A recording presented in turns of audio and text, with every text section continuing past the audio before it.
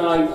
আমরা সবাই এদের নিন্দা করি, আমরা সবাই এদেরকে ক্ষতি জানাই। আমরা তাদেরকে উত্তর এভাবে দেবো, যদি কোনো আমাদের সিঙ্গা থানা মাজার বাংলার আছে, আমরা মিলা দিলা তাদেরকে এমন ভাবে ধরবো যে কোনো মাজারে গেলে একজনের কাছে মোবাইল করে জানায় মনে বুঝে যদি কোনো মাজারে যায় তার প্রতিশোধ দেবো। আমরা তাদেরকে ছাড়বো না, তাদেরকে আমরা প্রতিশোধে ছাড়বো না।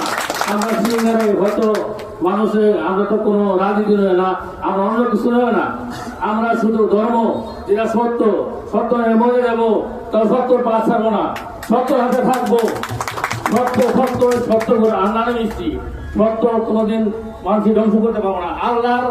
আল্লাহর রাসূলের যে বাণী, এই বাণীটা কি ধ্বংসশীল? এ বাণীটা ধ্বংসশীল না, শয়তানের বাণী ধ্বংসশীল। বিভিন্ন জায়গায় সুন্দর করে উঠেব, আসলে ওকে ধ্বংস হয়ে যাবে, ওরা থাকবো না।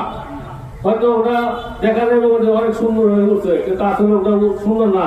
আল্লাহর বাণী ধ্বংসশীল না, আল্লাহর বাণী থাকবে, মাজার থাকবে, আলীর দরজা থাকবে। আর হলো এই সুফি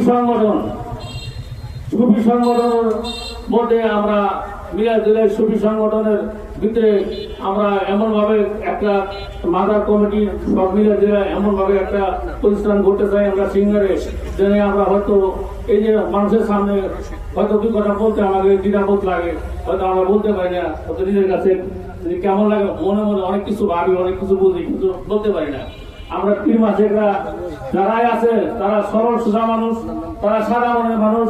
নবী হযরত মুহাম্মদ সাল্লাল্লাহু আলাইহি ওয়াসাল্লাম বলেছেন, যারা সরল সোজা মানুষ তাদের হাতে আল্লাহ রাসূল বা নবী থাকে, সরল মানুষের হাতে নবী থাকে, বদ মানুষের সাথে নবীর হাতে থাকে না।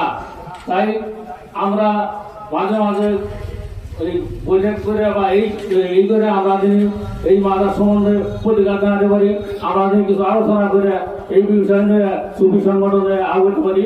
এই বলে আমার বক্তব্য শেষ করলাম। আসসালামু আলাইকুম।